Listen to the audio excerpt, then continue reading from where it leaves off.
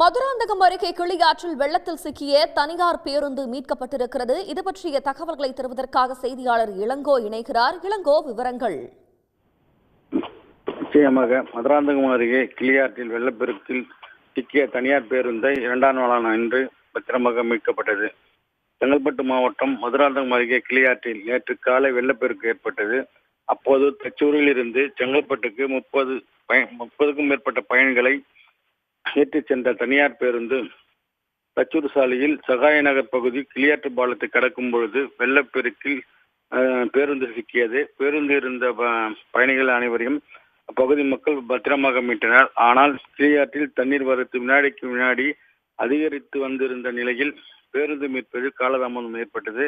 நேற்று மாலை பேருந்து மீட்கப்படலாம் என எதிர்பார்த்த நிலையில் நேற்று கொள்ளளவானது அதிகரித்திருந்தால் சுமார் 8000 கன அடி நீர் அந்த ஆற்றில் வெள்ளப்பெருக்காக உபரி வெளியேறியதால் பேருந்து மீட்பது காலதாமதம் ஏற்பட்டது.